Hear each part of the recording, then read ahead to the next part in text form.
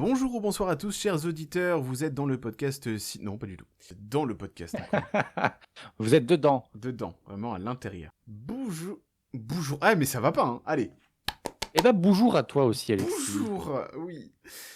Bonjour ou bonsoir, chers auditeurs. Vous écoutez le podcast cinéma animé par des gens qui auraient peut-être dû rester spectateurs. Bienvenue dans Critique sans permis. Madame, je n'écrirai rien sur ce film, c'est une merde. J'ai bon caractère, mais j'ai le glaive vengeur et le bras séculier. J'ai un permis pour ça. Bonne chance. Bonjour, bonsoir, aujourd'hui on se retrouve pour un nouvel épisode de Critique sans permis, des défilés de mode sans âme, un hôtel avec un peu trop d'âme et un biopic qui fout la honte à Michael. Bonjour Luvi, comment tu vas ? Bonjour, ça va et toi, Alexis ? Ça va, super, en forme, commence à tomber malade, du coup j'ai ma petite verveine avec moi, donc voilà. Ah, Mais les ça maladies du mois d'avril. Exactement, mais ça va bien se passer, on va parler de bons films, et avant de commencer, je me permets de vous rappeler que Critique sans permis, c'est une fois par semaine le mercredi, pour ne rater aucun épisode, n'oubliez pas de vous abonner sur votre plateforme de podcast préférée, à nous rejoindre sur Instagram également, le Linktree dans la bio vous mènera à tous les liens qui permettent d'écouter l'émission, et on va commencer par les films de la semaine. Écartez-vous, on va manœuvrer.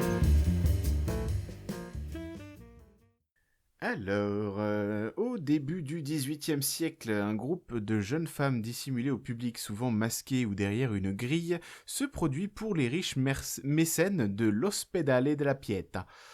Cecilia, 20 ans, y excelle en tant que violoniste, jusqu'au jour où l'arrivée d'un nouveau maître de musique, Antonio Vivaldi, vient bousculer sa vie dans Vivaldi et moi. Dobbiamo parlare con Don Giulio. Per prendere chi? Don Antonio. Vivaldi? Prendiamo Vivaldi. Luvi, tu as vu Vivaldi et moi, je ne l'ai pas vu, donc je te laisse en parler. Bah écoute, j'ai l'habitude, je sais pas toi, mais d'aller chez Lidl, et j'ai pas peur de le dire, Vivaldi. Oh waouh. Alors sur le papier, le projet avait tout pour séduire, hein. Un cadre vénitien du XVIIIe, la figure mythique de Vivaldi et son épitumie pour la musique. Mais surtout, cette idée forte racontait l'histoire non pas du génie, mais de celle qui l'entoure. Car oui, comme tu le disais, le film choisit de décentrer le regard pour redonner une voix aux invisibles, ici les jeunes musiciennes de l'Ospedale della Pietà. Et c'est sans doute là sa plus grande réussite à mon sens. Le personnage de Cecilia, au cœur du récit, incarne une quête de liberté dans un monde où les femmes sont encore perçues comme des marchandises sociales. Le résultat est beau, souvent très beau même, mais aussi parfois un peu figé, presque trop appliqué. La mise en scène élégante peut donner le sentiment de retenir ses émotions et le récit pourtant riche manque parfois de relief ou de surprise. Et puis il y a cette promesse implicite, Vivaldi donc. Un nom, une musique, une attente. Or, le film choisit volontairement de le mettre en retrait. Est-ce qu'en retrait sur les 3/4 de sa durée d'ailleurs, un peu frustrant donc. Alors au final, Vivaldi et moi, c'est un film que j'ai aimé, sincèrement, pour son atmosphère, pour son regard, pour certaines scènes qui capturent quelque chose de fragile et de juste, mais c'est pas un film qui m'a emporté. C'est un film que je respecte plus que je n'adore. Ok, je suis très déçu de ne pas l'avoir vu honnêtement celui-ci. Mais je vais le voir courant du mois de mai puisqu'il est dans les séances cinéphiles que Pathé fait. Donc j'aurai la possibilité de voir celui-ci et de voir aussi à la fin du mois La Corde au cou. Donc j'en suis plutôt content. Ah oui, ok, oui, effectivement. Oui. Donc voilà, je le verrai aussi. Donc Vivaldi est en retrait du coup dans le film. Bah, en fait, ouais, alors déjà, il arrive vers les 20% du film, je dirais. Ouais.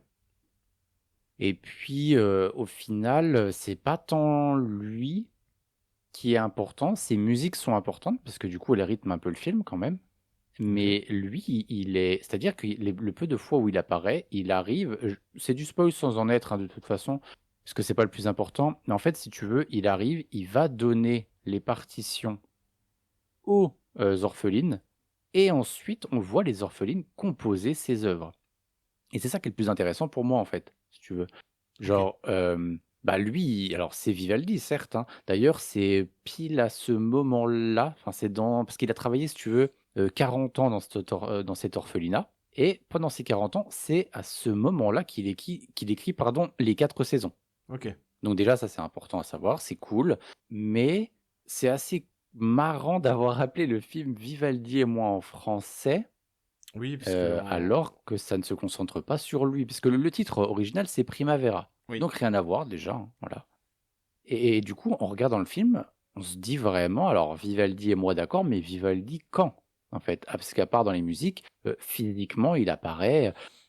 Écoute, en vrai, je pense qu'il a 3/4 d'heure de présence grand max, quoi. Ok. Sur un film de. De 2 heures. Ok. Ouais, ok, Voilà. d'accord. Mais c'est très bien, c'est très, très bien, attention, hein. Moi, vraiment, c'est pas une critique. Tout le parcours, le traitement et le développement des orphelines, elles ont toute une personnalité, tout un caractère différent. C'est ultra intéressant. Le film s'ouvre sur une scène qui est glaçante et en même temps hyper révélatrice de ce que va être le film pendant 2 heures. C'est saisissant, mais comme je dis, j'aurais aimé en avoir un petit peu plus. Ok, d'accord, très bien. Très très bien. Bah écoutez, Vivaldi et moi, donc biopic musical à la fois donc sur Antonio Vivaldi et sur Cecilia, qui a l'air d'être quand même plus efficace que Michael, mais ça on le dira jamais assez. De toute façon, il n'y a pas grand-chose qui est moins efficace que ce film. Alors, on va continuer avec le prochain film. Le prochain film, on l'a vu tous les deux. Donc c'est Miranda, Andy, Emily et Nigel qui sont de retour dans l'univers impitoyable, non pas de Dallas, mais du glamour, avec la mission de sauver le magazine Runway dans Le Diable s'habille en Prada 2. And you were there when these images were taken. And the models were encouraged to mill around like starving goats in the parking lot of a methadone clinic in New Jersey. What am I not allowed to say? Methadone? New Jersey. Anyway, you know what I mean. Alors, Le Diable s'habille en Prada 2, quelle déception, mon Dieu. J'ai absolument détesté 98% du film. Pour être tout à fait honnête, les deux personnages que je sauverais dans le film, c'est Nigel et Lily, du coup la meilleure amie de Andy dans le film. Je vous en ai parlé la semaine dernière du Diable s'habille en Prada, et notamment de son aspect important pour l'image de la femme en entreprise, qui reprennent leur place qu'elles méritent, enfin qui prennent leur place qu'elles méritent, sans jamais s'excuser, sans jamais rendre de compte, et en étant absolument impitoyable comme l'est Miranda dans le premier film. Et bah Miranda, dans le deuxième film, elle est transparente. Ah oui, non, mais Ouais. ah non, mais totalement, elle est même pas, c'est-à-dire qu'elle est même pas que transparente. C'est-à-dire que ils ont essayé de déboulonner Miranda, en fait. C'est C'est ça. littéralement ça. Et je trouve que ça, alors, je vois ce qu'ils ont voulu faire, je pense que ça n'a juste aucun intérêt. Essayer de déboulonner le méchant pour essayer de racheter une conscience au monde du travail, alors que le but, justement, c'était de montrer qu'il y avait des vraies personnes comme ça qui existent dans le monde du travail, d'autant plus dans le monde de la mode. C'était important de garder ça, il fallait garder ça. Absolument. Il fallait garder une Miranda impitoyable, pas une Miranda qui, sous couvert de blagues, dit ah bah j'ai pas le droit de dire ça, tout le temps avec la RH à côté qui lui dit bah non vous pouvez pas dire ça, c'est insupportable. En fait c'est insupportable, vraiment. J'ai l'impression que le film se moque de lui-même et qui vraiment qu'il enlève pierre par pierre ce qu'il a essayé de construire dans le premier. Ah, je suis totalement d'accord, et c'est ce que je reproche principalement au film, et c'est aussi en fait, à la base le film devait être adapté du roman, donc du second roman du Diable s'habille en Prada, donc c'est La Revanche en Prada, Le Diable de retour ou un truc comme ça, enfin voilà. En anglais c'est Les deux tours quoi. The Revenge Wear Prada, donc La Revanche s'habille en Prada, et ça c'est beaucoup mieux comme titre français. qui du coup adapte normalement le deuxième roman. Et si tu regardes encore maintenant sur Wikipédia, sur tous les sites de news, etc., ils disent que le scénario du Diable s'habille en Prada 2 s'inspire de ce qu'il y a dans le deuxième livre, alors que pas du tout, absolument pas. Il n'y a rien en commun avec ce deuxième livre. C'est affreux, parce que après avoir vu le film, je me suis fait les livres, donc les deux. C'est horrible. Ils auraient pu faire tellement de choses d'ailleurs en rapport avec les livres, puisque Andy va prendre comme projet d'écrire une biographie de Miranda et de raconter la vérité sur la personne. Ce qui est tout le sel du premier roman, normalement, du premier roman Le Diable s'habille en Prada. Ils auraient pu en faire quelque chose de ça, mais ils n'ont pas fait. En fait, ce film, pour moi, c'est vraiment des situations qui s'enchaînent, mais qui ne se terminent jamais. Exactement.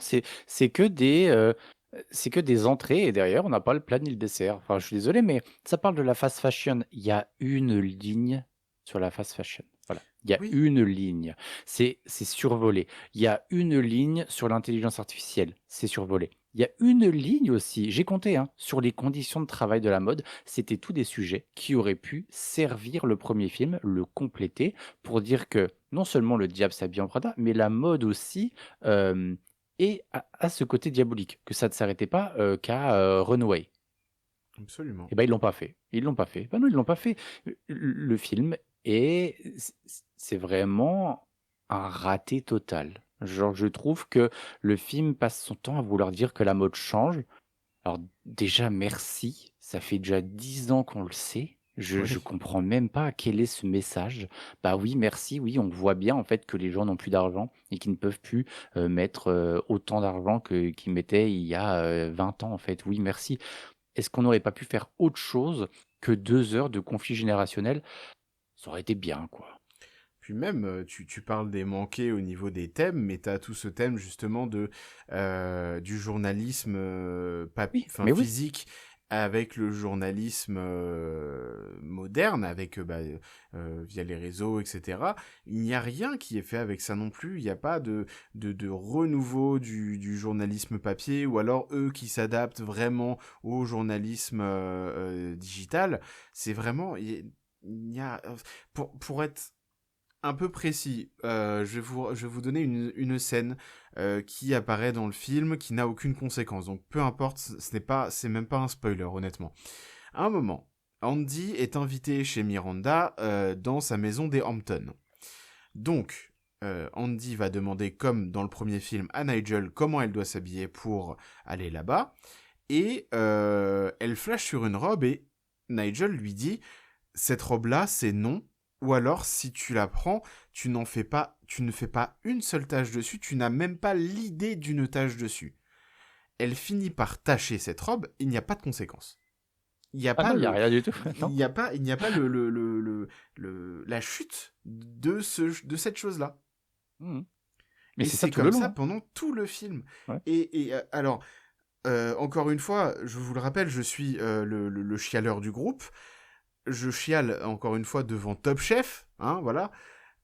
Je n'ai eu aucune émotion. Là, si, allez. La seule émotion que j'ai eue, c'est à 45 secondes de la fin du film, quand Nigel fait une confession sur quelque chose qu'il a fait.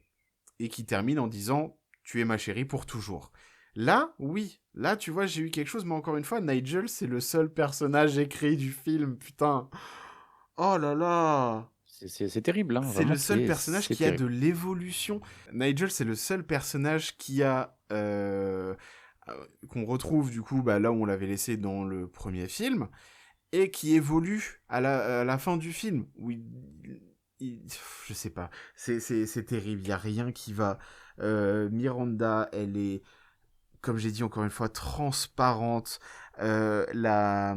Amari, du coup, sa seconde, donc la RH, comme Luffy disait, qui arrête pas de lui dire non, vous pouvez pas dire ça. Je suis désolé, mais est-ce que est-ce que vous avez pensé à écrire vraiment ce personnage? Parce que les choses qu'elle dit de ne pas dire, elle fait 8 fois pire à Charlie Lachaise. Oui, mais c'est ça, mais exactement. Mais c'est ça en fait que j'ai. En fait, le film est un faux cul. Tu vois. Exactement. C'est-à-dire que le film passe son temps à dire ah regardez ce qu'on nous interdit de faire maintenant parce que la société et la nouvelle génération ils sont beaucoup plus fragiles parce que c'est ce qui est dit implicitement. Je suis désolé mais quand Stanley Tucci Nigel dit à un moment oh, ça sert à rien de toute façon les formats papier maintenant tous les jeunes ils peuvent lire les magazines les machins en étant sur les chiottes etc Ouais. en déroulant et c'est bon en vrai arrêtez avec ça. En vrai, le film, il pue le seum. Genre vraiment, il pue le seum. Il il faut qu'ils se rendent compte à un moment que les jeunes ne lisent plus les articles de mode. Et déjà. Voilà. Et au lieu de pleurer sur ça, essayez alors déjà de faire un bon film sur la mode, ça aurait été bien. S'il vous Un plaît. film qui donnait peut-être envie, parce qu'alors là, non seulement, genre, ce n'est même plus un film de mode, parce qu'à part faire du name dropping en parlant de Versace, en montrant Lady Gaga, enfin, je suis désolé, mais le film passe son temps à parler de gens de la mode, mais à ne jamais rien montrer de la mode. Il y a 2, 3 chapeaux, 2, 3 robes complètement flinguées. Mais pitié, mais si c'est comme ça qu'ils voulaient racheter l'image de la mode au cinéma, c'est totalement raté. Ah, totalement. C'est raté. Même d'un point de vue cinématographique, le film n'a rien. Il n'y a pas un plan Non, c'est iconique. Il y a, c'est alors, honteux. il y a juste un passage, moi, que j'ai trouvé assez intéressant dans son montage. C'est quand ils sont à Milan et qu'ils enchaînent les défilés. Donc, avec, forcément, ils enchaînent aussi les tenues. Et il y a ce plan où tu vois Miranda et Andy rentrer dans une voiture par la portière gauche. La caméra passe au-dessus de la voiture et revient du coup en face de la portière droite. Elles ouvrent la portière droite et du coup elles sont dans une autre tenue. Et Non, voilà, mais ça... oui, mais en fait, ce qui est terrible, c'est d'arriver à se souvenir d'une scène mémorable. Souvent dans un film, c'est assez symbole de bah, il y en a qu'une, quoi. Oui, Tu bah vois. c'est ça. C'est-à-dire, et ça pourrait encore sauver le truc si tout, enfin désolé, mais le mixage audio, mais je n'ai jamais entendu ça. Aussi, ouais. Mais tout, mais tout est nul. Les plans sont tous des plans des plans larges pourris, des plans américains tout le long. Oh merde, quoi. Vraiment, on est en 2026. Le film sort 20 ans plus tard. Il a 20 ans de retard.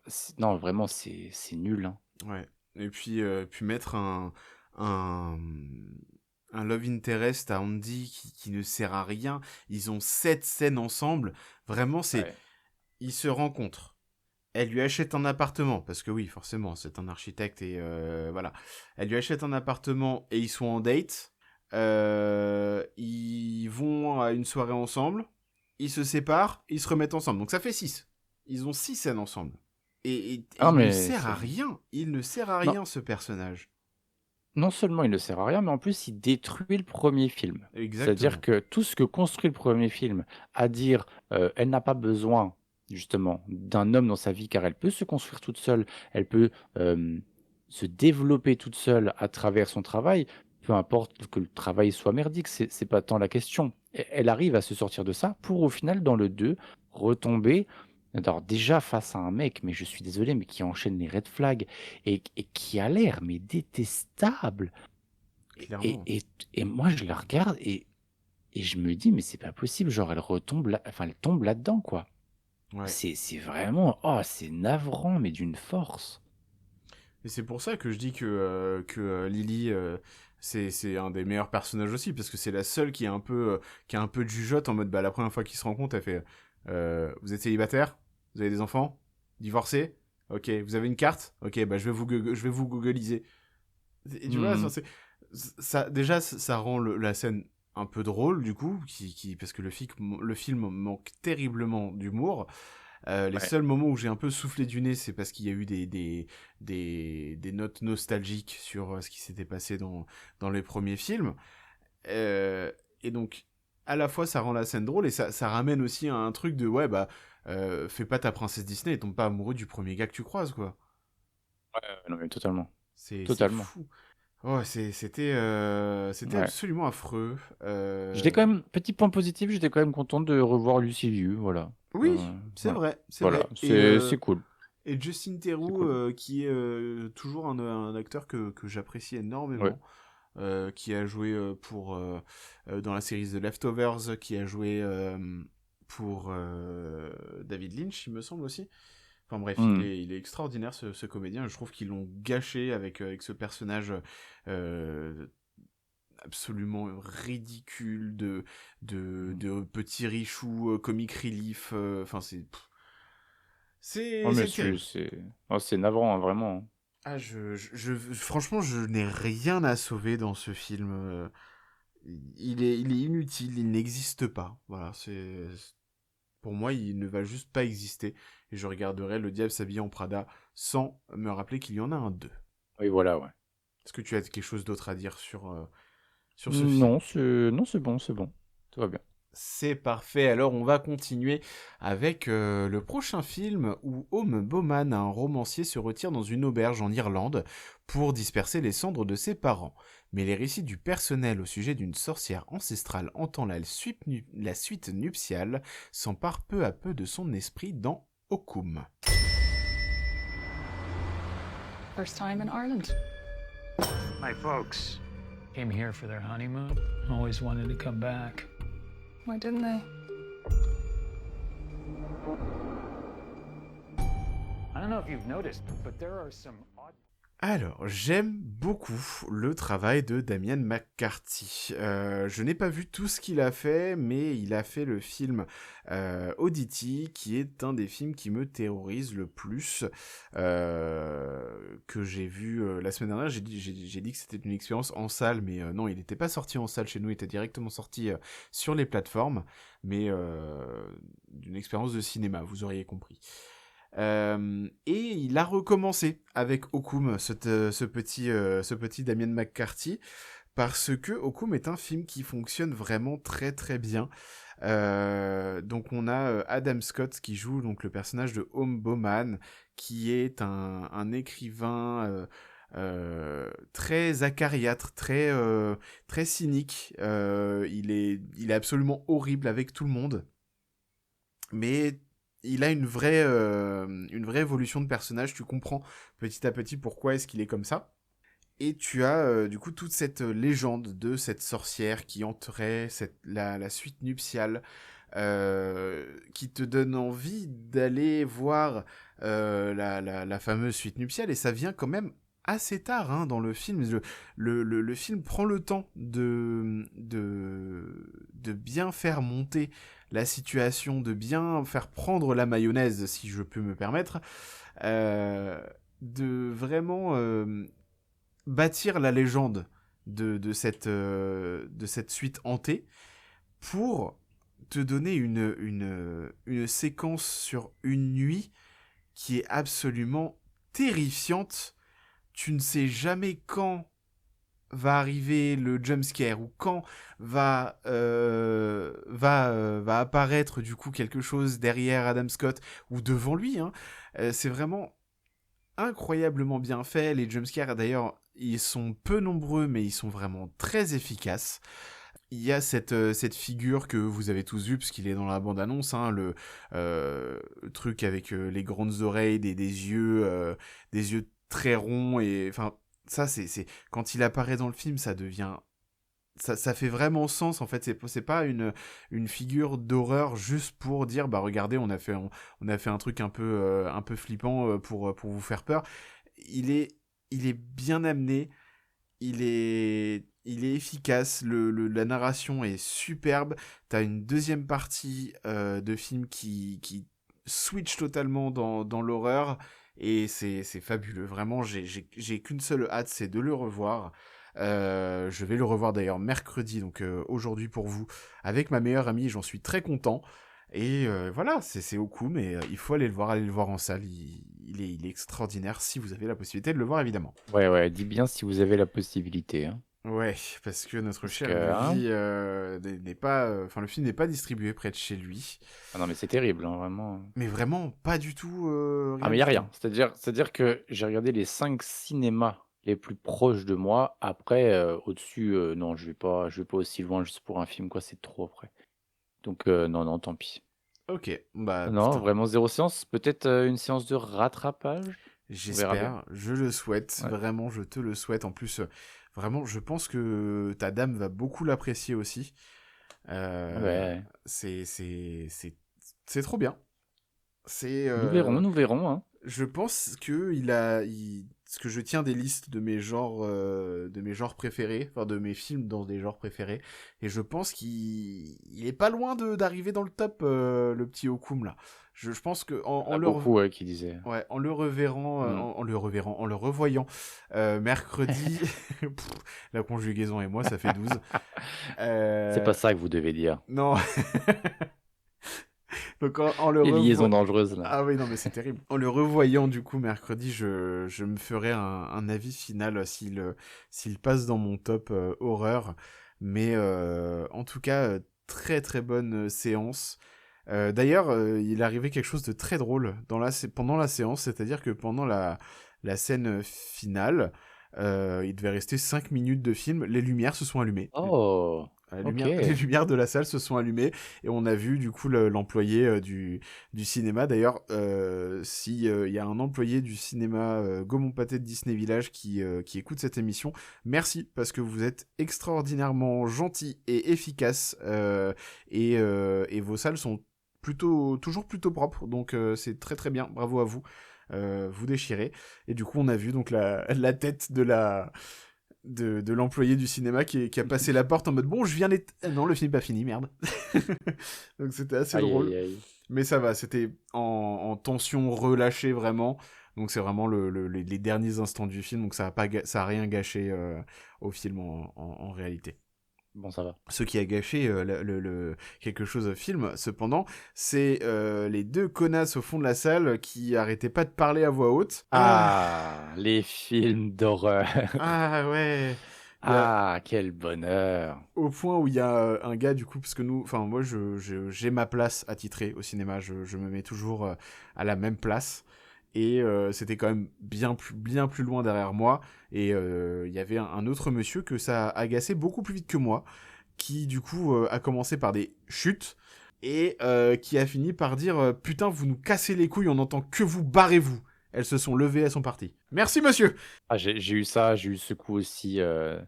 C'était pour aller voir The Ugly Stepsister où les nanas se prenaient en photo sur Snap pendant le Oh film. la Voilà. vache, terrible. Ça s'est bien terminé pour nous, moins bien pour elle, étant donné que la police est venue. Oh, waouh. Ah oui, c'est radical. Ouais, bah, c'est-à-dire que ouais, il y a une dame qui s'est manifestée pour leur dire de la fermer. Elle est partie rechercher le mec qui gère le cinéma et Ouais. une des deux l'a rattrapé et lui a cassé la gueule dans le couloir. Ah oui, oui, c'est pour ça, Donc d'accord. évidemment, elles sont donc interdites de cinéma à vie, évidemment. Et ont, j'espère, pris une bonne prune. Eh bah, c'est pas plus mal, et c'est ce que vous méritez, vous qui parlez pendant les films à voix haute. Que vous chuchotiez, je m'en fiche, même si vous êtes derrière moi ou à côté de moi, je m'en fiche. Si vous parlez à voix haute, j'ai envie de vous mettre mon genou dans vos dents. Voilà. Et j'ai des gros genoux. Est-ce que tu as autre chose dont tu souhaiterais nous parler? Un petit rattrapage que tu aurais fait, par exemple, hier soir? Hier, je suis allé voir Jurassic Park, donc le premier du nom. Peut-être le seul que j'aime bien. Tant pis si ça fâche des gens. Euh, Je comprends. je l'avais donc jamais vu au ciné, hein, puisque bah, j'ai été littéralement, je crois, pas né. Bref. Et waouh, en vrai, juste au cinéma, je comprends trop l'engouement. Voilà. C'est-à-dire que j'aimais bien le film, Jurassic Park, à la télé, c'est très bien. Au cinéma, mais attendez, mais moi, en fait, moi, je savais pas que c'était un film d'horreur. C'est-à-dire que ça devient un film d'horreur au cinéma. Ah oui? Les cris des dinosaures, dans le cinéma où je suis, le son est vraiment très bon. Et waouh, genre, ça fout vraiment les miquettes, quoi. Ouais, ouais, carrément. C'est super efficace, incroyable. J'ai failli verser ma petite larme au tout début, au moment de la musique. Ah oui, je comprends. Non, vraiment super, super séance. Trop bien. Il est sorti en 93, le premier Jurassic Ah, Park. eh bien, j'étais né alors. Mais peut-être trop jeune. Ah oui, complètement, oui, effectivement.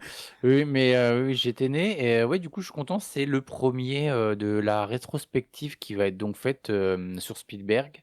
Avant Euh, Disclosure Day? avant, Exactement. Ah, trop bien. Exactement. Donc on va avoir le droit à pas mal d'autres films comme ça. De toute façon, je vous en parlerai chaque semaine. Eh bah ouais, carrément, avec grand plaisir. Ce sera un petit rendez-vous chaque semaine sur la petite rétrospective.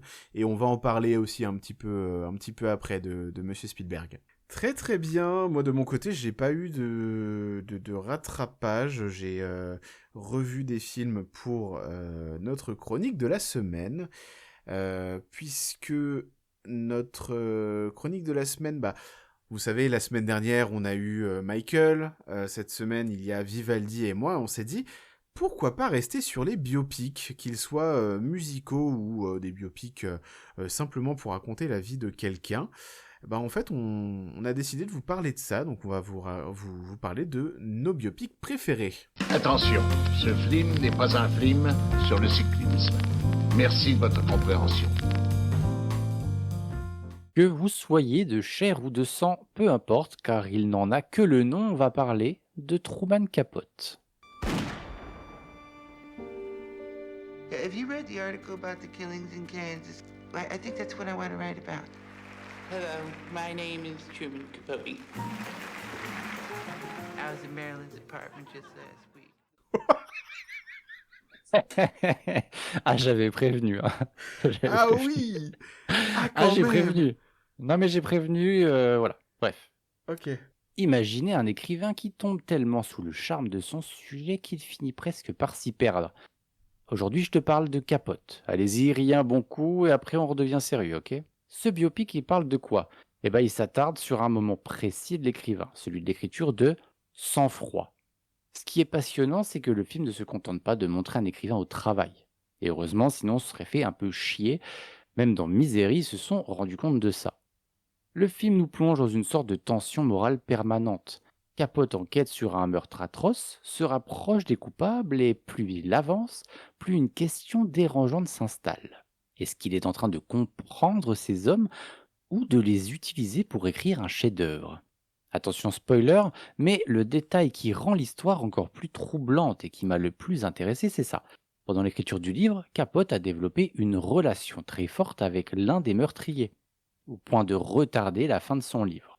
Parce que, tant que l'exécution n'avait pas lieu, il ne pouvait pas écrire la conclusion. Et donc forcément, ça pose une question un peu glaçante. Jusqu'où on peut aller, et jusqu'où peut aller un artiste pour terminer son œuvre? Et non, Picasso, ça compte pas, je vous vois venir. Bref, c'est ce genre de film qui me laisse avec un inconfort persistant. Pas spectaculaire, pas bruyant, mais qui te fait te demander si observer le réel, c'est pas parfois déjà un peu le transformer. Ok, Truman Capote, incroyable ce film avec Philip Seymour Hoffman. Exactement. Qui est le regretté Philip Seymour Hoffman que j'aime beaucoup. Je l'ai en DVD dans une super édition, d'ailleurs, ce film. Oh je l'avais chiné à Easy Cash, ou je sais plus trop, mais magnifique édition. Je l'ai découvert comme ça, du coup, en DVD. Et j'adore ce film. Il est vraiment trop beau. Ok. Ah, c'est... Alors déjà, bravo, tu m'as fait beaucoup rire encore une fois. Mais de rien. Et tu m'as donné envie de revoir le film et de le faire découvrir à ma chère et tante parce qu'elle ne l'a pas vu. Ah ouais, c'est vraiment un bon film. Ah, c'est un film extraordinaire. Ouais. Je sais même plus qui est le réal. C'est Bennett Miller. Bennett Miller, voilà, c'est ça. Ouais. Il a pas fait beaucoup de films, si je dis pas non, mais il a fait un autre super film qui s'appelle Moneyball. Voilà. Qui est super avec Brad Pitt, Jonah Hill et encore Philip Seymour Hoffman. Si jamais, voilà. Ah, ça, c'est génial. Oui, en français, je crois qu'il s'appelle Le Stratège. Ouais, je crois, c'est ça. C'est Ouais. ça. Oui, il est très très cool aussi. Ouais. On parle de baseball et tout. Vraiment, c'est super. Ouais, tout à fait. Oh là là, ouais, non, très très bon souvenir, ce Truman Capote. Ok, très bien. Donc voilà. Et ben, c'est un super film, j'adore. Je trouve ça génial. Pour moi, c'est la meilleure, le plus beau rôle de Philip Seymour Hoffman. Ouais, je suis d'accord. Je crois, alors attends, je veux pas dire de bêtises.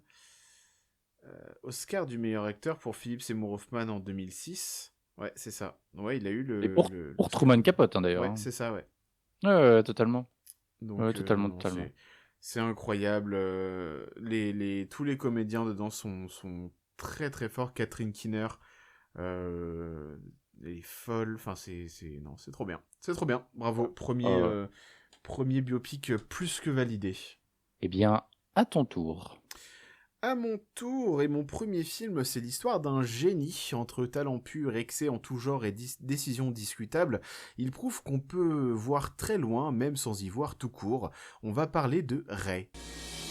Ray Charles saw the world in ways no one could imagine. I hear like you see, like that hummingbird outside the window, for instance. I can't hear her. You hear that? A heart just skipped a beat. He broke barriers no one thought possible. If you want me to do something special, I'm gonna need my... Alors, on va parler de Ray. Je ne parle pas évidemment de Ray dans les films Scary Movie, même s'ils font l'actualité.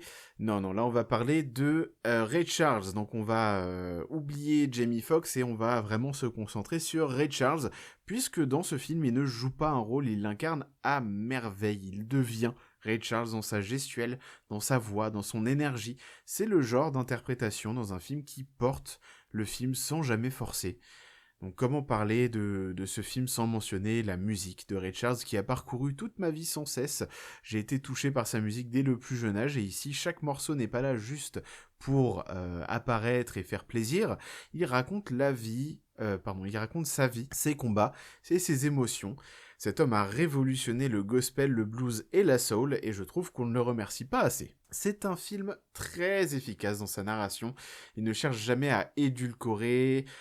Il parle d'addiction, il parle de tromperie, il parle des erreurs sans jamais rien épargner au personnage et sans donner de réelle justification. Il essaie pas de d'ériger Ray en héros parfait et c'est ce qui rend le personnage de Ray Charles, et puisque pour moi à partir du moment où tu es sur grand écran tu deviens un personnage même si tu as existé dans la vraie vie, donc le personnage de Ray Charles ça le rend beaucoup plus humain que la plupart des biopics. Coucou Michael. Enfin, la mise en scène reste sobre et intelligente avec des superbes transitions qui te donnent une vraie identité au film sans tomber dans le cliché. Des vraies transitions incroyables sur la cécité, notamment de Ray Charles, qui est incroyable. Enfin, c'est trop bien mis en scène.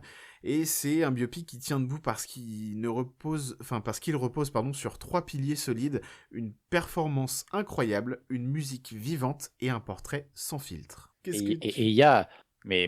Alors moi j'adore ce film, hein. Je trouve ça génial, mais je l'aime encore plus parce qu'il y a Regina King dedans. Oui, qui joue Qu'est-ce la que maman de Ray j'adore. Charles. Oh, mais qu'est-ce que j'adore Regina King. Oh, Ouais. Ouais, non, exceptionnel, hein. Je l'avais adoré dans Boys in the Hood, dans... je sais plus, elle a joué aussi dans The Harder They Fall, je crois. J'ai vu un peu plus récemment. Bref, en vrai, j'adore tout ce qu'elle fait. Je la trouve ultra talentueuse et pareil, elle est trop forte aussi dans Ray, hein. Ouais. Et elle écrit très très bien aussi, puisqu'elle a écrit le film One Night in Miami, il me semble, qui est un film qui a été envoyé directement au casse-pipe sur comment il s'appelle, sur Prime Video. Oui, totalement. Voilà, avec Ouais. plusieurs figures des années, je ne sais plus. Attends. Ah non, elle est réalisatrice même de One Night Oui, in c'est Miami. elle qui réalise le Ouais. film, ouais. Donc Malcolm X, Mohamed Ali, Jim Brown et Sam Cooke dans une pièce de la Hampton House. Et du coup, c'est des combats d'ego, c'est super. En plus, il y a Leslie Odom Jr. dont on va parler un tout petit peu après également, que j'aime beaucoup. Et voilà. Mais ouais, Regina King, folle comédienne, hein, incroyable. Ouais, non, mais incroyable. Vraiment, elle est trop douée dans tout ce qu'elle fait, hein. Ouais. Kerry Washington aussi, elle est très très forte dans le film. Mais franchement, Jamie Foxx, c'est fou ce qu'il a fait avec ça, hein. Ouais, non, mais C'est ouais, non, mais oui. vraiment un travail de comédien absolument fabuleux. Des fois, tu te perds à te demander, mais attends, mais est-ce que c'est vraiment Ray Charles ou est-ce que c'est toujours Jamie Foxx, quoi? Parce que Ah, même mais physiquement, il y a un truc, hein. ouais, même au Ouais. niveau de la voix, Ouais. parce que là, c'est pas du playback, c'est Jamie Foxx qui chante dans les Mhm. chansons, quoi. Donc C'est pour ça que ça fou. marche bien, ouais. Ouais. Petit erratum au montage, bonjour. Non, Jamie Foxx ne chante pas pendant le film. Il fait du lip sync sur les audios de Ray Charles, sur les audios originaux de Ray Charles. Mais en tout cas, il fait tellement bien son lip sync qu'on y croirait. C'est incroyable. Ray, je ne crois pas qu'il soit disponible quelque part. Il va être disponible sur Canal VOD, donc oui, en location uniquement, ou je pense que vous pouvez trouver un... Alors, si jamais, Ouais. vous pouvez le regarder sur Sooner. Voilà. Ok. C'est une plateforme qui a, je crois, popé un peu récemment. Totalement fiable, hein, pas de souci là-dessus. Ça s'écrit S2ONER. Ok, bah j'ai vu passer ça il y a pas longtemps aussi, Sooner. Ok, bah très bien, merveilleux. Sinon, bah vous pouvez le louer sur les plateformes de VOD ou l'acheter en format physique. Impeccable. Bah mon cher, vous pouvez continuer avec votre prochain film. Eh bien, allons-y. Je sens que je vais rire encore. Et vous mettez Harvey Milk avant ou après les céréales? J'en étais sûr.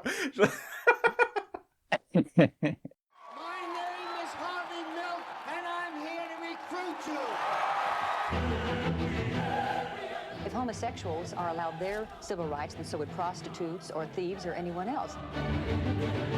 40 years old and I haven't done a thing. Pour ceux qui suivent un peu, j'en avais parlé dans une des émissions précédentes et j'ai vu ce film quand j'étais au collège. Il y a donc une bonne vingtaine d'années. Mais alors ça parle de quoi et pourquoi ça m'a marqué? Le film retrace avec finesse le parcours de Harvey Milk. Alors qui c'est celui-là, avant de demander les deux du fond? Eh bien, c'est l'un des premiers élus ouvertement homosexuels aux États-Unis. Une figure majeure de la lutte pour les droits LGBTQ donc. À travers une narration à la fois engagée et accessible, il plonge le spectateur dans le climat politique tendu des années 70, marqué par de fortes résistances sociales et institutionnelles. Contrairement à d'autres du genre, le récit ne se contente pas de relater des faits. Il met en lumière la manière dont Milk a su transformer une cause marginalisée en véritable mouvement collectif, en mobilisant une communauté souvent invisibilisée. Le biopic parvient à trouver un équilibre subtil entre l'intime et l'historique. Le film explore non seulement l'homme public, charismatique et stratège, mais aussi l'individu, avec ses doutes, ses relations et ses sacrifices personnels. Et c'est cette dualité qui renforce l'attachement du spectateur et donne une profondeur émotionnelle à l'ensemble. Sean Penn a longuement étudié des images d'archives, parce que oui, c'est lui qui joue en fait Harvey Milk, et il a étudié tellement le personnage au point que certaines personnes ayant réellement connu Harvey Milk ont confié avoir été troublées par la ressemblance non seulement physique, mais aussi dans les gestes et la voix. Le film s'impose donc autant comme un hommage vibrant que comme un rappel nécessaire des luttes passées, de celles d'aujourd'hui et de celles à venir. J'ai jamais autant chialé, je crois, que devant Harvey Milk. Ouais, c'est dur. C'est Ouais, très très bien Harvey Milk. Donc film de Gus Van Sant. Donc effectivement, on en a parlé la dernière ouais, fois quand vous aviez parlé avec Mimo de l'accord de coup. exactement. Ouais, c'est très très bien Milk du coup en version originale, donc Harvey Milk Oui, oui, en VF, parce que pourquoi faire simple quand on peut faire compliqué. exactement. C'est un film qui, sans en faire trop dans sa mise en scène, arrive vraiment à émouvoir d'un rien. Les comédiens sont absolument dingues. Anita Bryant, donc qui est opposée donc à Harvey Milk, elle est détestable.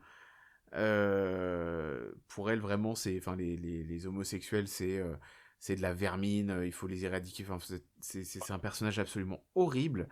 Il y a un James Franco, il y a Josh Et Diego Brolin. Luna, hein. Diego Luna, ouais, c'est vrai. Diego Luna sous-côté, je trouve, hein, mais Totalement. qui est super efficace. Hein. Donc ouais, Absolument. c'est trop bien. En vrai, c'est trop bien. Il y a une scène, moi, qui m'a marqué. Alors, c'est un peu flou, je vais pas vous mentir. Comme je vous dis, ça date un petit peu. Je l'ai pas revu depuis un petit moment, parce que je l'avais revu quand même depuis le collège. Hein. Mais il y a une scène où il remonte une allée à San Francisco.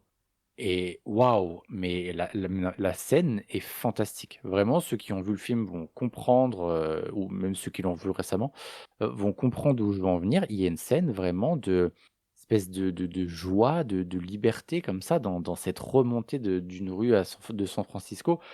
C'est vraiment cool. Alors oui, c'est un film super triste, mais c'est aussi un film qui galvanise un petit peu, tu vois? Ouais.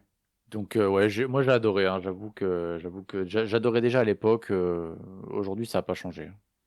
Absolument. Et il est important de rappeler que tous les hommes sont égaux, peu importe vos efforts, vous ne pourrez jamais effacer ces mots.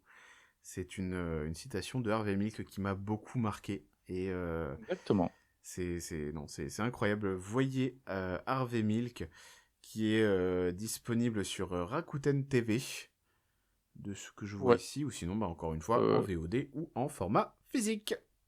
Oui, et sur Arte aussi, si Sur jamais, Arte voilà. Ah, merveilleux. Bah, Voilà, c'était voilà. pas écrit sur sur Google. Alors il faut payer, hein, mais Ah oui. bon, c'est Arte, vu le nombre de trucs gratuits qu'ils fournissent, n'hésitez Ouais. pas à filer un peu de thunes à Arte, quoi. Franchement, ouais, c'est... Hein? C'est trop bien. Bravo, Voilà, encore une voilà. fois, ce deuxième biopic validé. Et j'ai l'impression que il va y avoir quelque chose d'assez... Enfin, il va y avoir un schéma dans tes biopics et dans les miens. C'est-à-dire que moi, je vais beaucoup parler de biopics musicaux. Et toi, beaucoup de biopics de classiques, on va dire. Oui, c'est ça, oui, complètement, oui, complètement. Très bien, très bien. Et ben écoutez, on va continuer avec un biopic musical. Pour celui-ci, j'ai demandé l'autorisation à Luvi, parce que je joue un petit peu avec les limites du biopic. Je vais vous expliquer pourquoi. Tout d'abord, il faut savoir comment un bâtard, orphelin, fils d'une prostituée et d'un Écossais, abandonné au milieu d'un trou perdu dans les Caraïbes par la Providence, appauvri dans la misère, a fait pour devenir un héros et un érudit. C'est ce qu'on va découvrir dans Hamilton. Ladies and gentlemen, welcome to the show.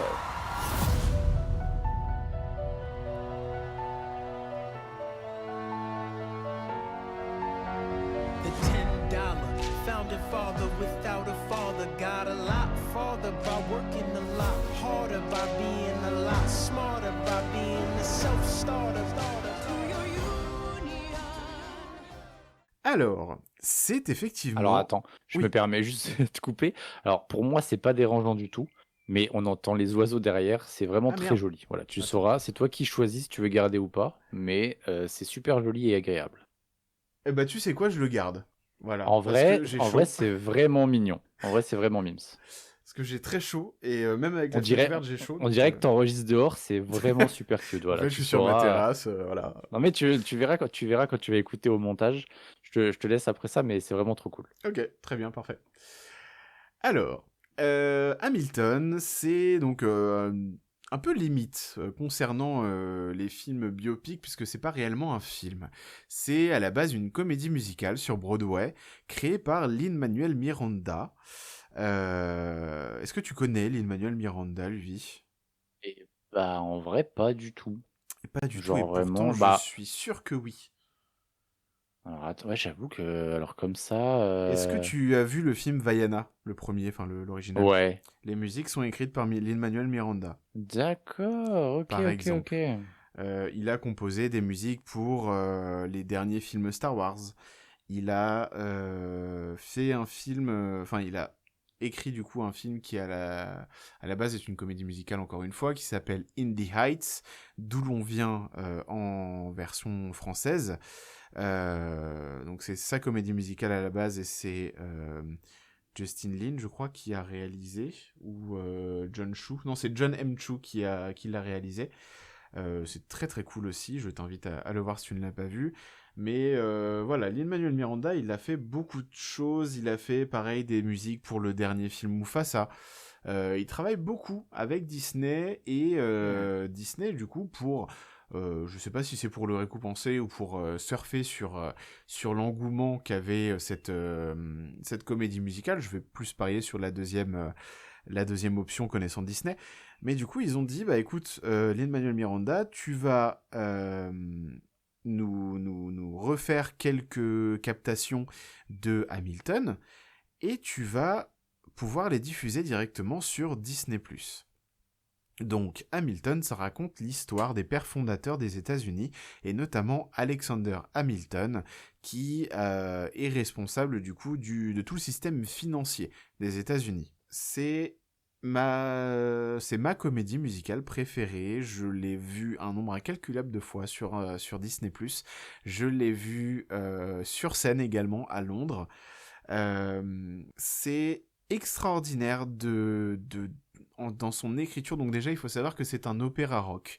Donc si vous n'aimez pas quand ça chante trop, ne voyez pas Hamilton, parce que un opéra rock, c'est une comédie musicale qui est uniquement faite en chanson. Il n'y a pas ou peu de dialogue parlé. Donc c'est vraiment principalement de la musique.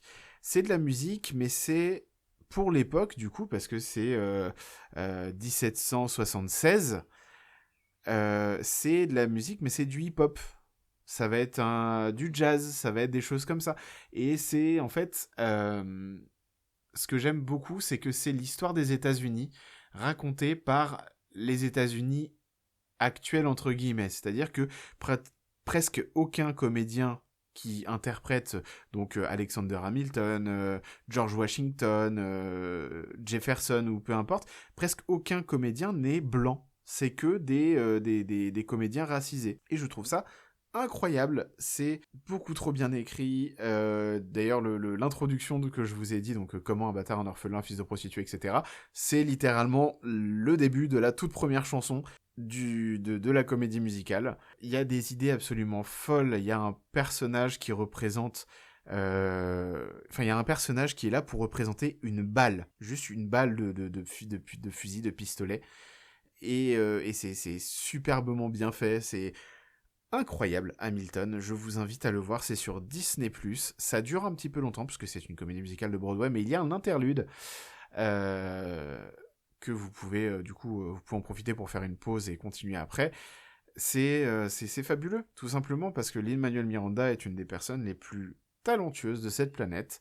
C'est mon idole. J'ai eu la chance, grâce à mon épouse, d'avoir une lettre signée de ce monsieur pour mon anniversaire. Et c'est trop bien, et j'aime beaucoup trop ce monsieur, et il fait beaucoup trop de choses bien. Renseignez-vous sur Lin-Manuel Miranda, renseignez-vous sur Hamilton, voyez Hamilton, tout simplement. Et bah, ça a l'air très très bien, hein. Ça a l'air très très bien. C'est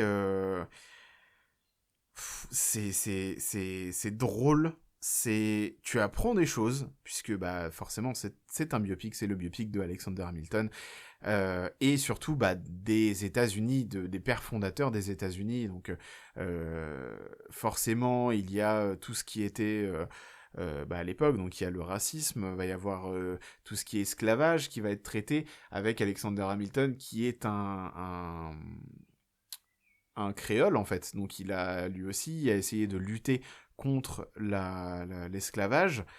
Sa femme derrière, donc après la mort d'Alexander Hamilton, elle a bâti un orphelinat en l'hommage d'Alexander Hamilton. Elle a fait des discours contre l'esclavage. Elle a vraiment perpétué l'histoire et les valeurs de Hamilton. Ouais. Et c'est extraordinaire. Et c'est dommage parce que c'est ce qui manque actuellement aux États-Unis, quoi.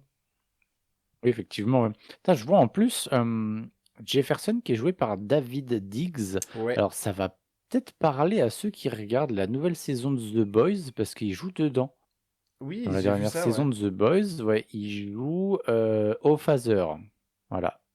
Ok, ouais, Donc ça va c'est d'être un prêcheur ou un truc comme ça. ouais, Ouais. exactement. Qui a le pouvoir en gros de du prosélytisme, on va dire. Ouais.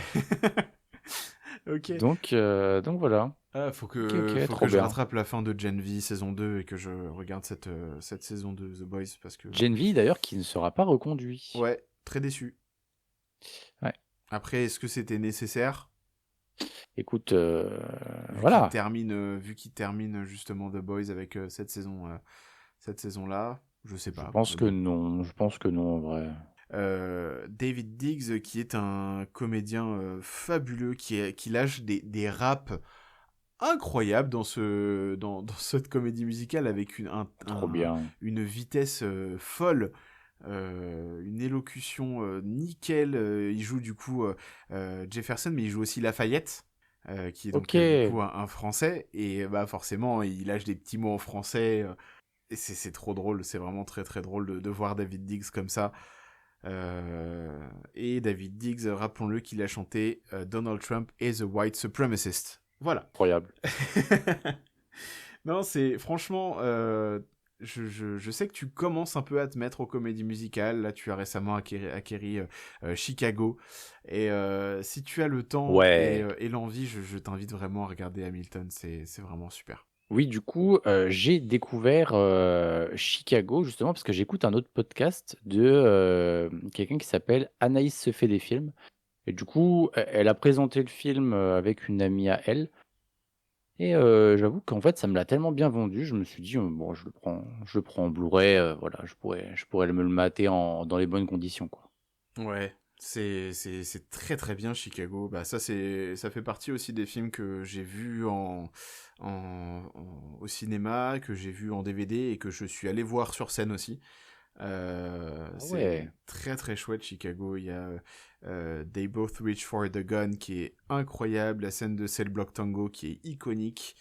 C'est très très bien Chicago. Je pense que ça va te plaire déjà rien que pour la mise en scène. Et Catherine Zeta-Jones et Rachel Zegel machin, je sais plus merde comment on dit son nom. Ok, ouais. Voilà. Ok. Voilà. Et elles sont très très fortes. Il y a des comédiennes folles. Il y a un Richard Gere qui est absolument incroyable. John C. Reilly. Enfin, vraiment, c'est le casting est 5 étoiles. Ça va te plaire, je pense, vraiment beaucoup. Ouais, mais ça avait l'air vraiment bien, l'histoire m'a direct conquis, j'avoue. En tout cas, voilà, je n'ai rien d'autre à dire concernant Hamilton, mis à part, allez voir Hamilton, c'est sur Disney+, et vous allez passer un moment incroyable, tout simplement. Et vous allez chialer, normalement, parce que ça fait chialer. En tout cas, moi, je chiale. À toi, Luvi. Un Robert plus un Robert égale 2 Niro, d'accord, mais dans Raging Bull, on fait de la boxe, pas des maths.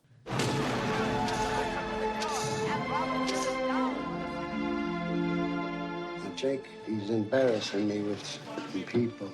What is it with him? Why does he have to make it so hard on himself? For Christ's sake. No matter how big I get, no matter who I fight, no matter what I do, I ain't never gonna fight you lose. Waouh. Il est bien celui-là. Ah, j'aime trop. Ouais, celui-là, il est bien. Réalisé par Martin Scorsese, rien que ça, Raging Bull retrace la trajectoire du boxeur Jake LaMotta, mais dépasse largement le cadre du film sportif classique. C'est avant tout une immersion frontale dans une personnalité tourmentée, dominée par la violence. Attention, trigger warning, le film présente des scènes de violence conjugale. Et aussi une forme d'autodestruction presque inévitable. Le ring est un lieu de combat physique, mais également le miroir de ses conflits intérieurs. Le choix du noir et blanc accentue cette impression de réalisme brut. La sueur ne se distinguant pas du sang, on oublie le spectaculaire et ça devient presque documentaire, tout en donnant au récit une dimension tragique et intemporelle. Encore aujourd'hui d'ailleurs, le film est un immanquable pour les fans de cinéma et de boxe. Scorsese met en scène les combats comme des moments sensoriels et chaotiques, contrastant avec le vide et la solitude qui entoure LaMotta en dehors du ring. Ce biopic se distingue surtout par son refus total d'idéaliser son sujet. Loin d'un portrait héroïque, il expose sans détour les failles les plus sombres de LaMotta. Et ça, c'est ce qui fait de Raging Bull un film aussi dérangeant que fascinant, et qui devrait inspirer tous ceux qui décident de faire des biopics sur des personnages problématiques certes, mais qui tentent de leur racheter une conduite ou une conscience via leur réalisation. Ok. J'ai vu Raging Bull une fois. Je l'ai vu, je crois, il y a 10 ans, en 2015, me semble-t-il.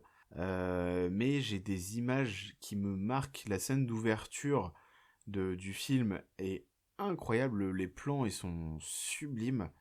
Oh ouais, non mais oui. Le noir et blanc est vraiment, vraiment propre. Il est super propre.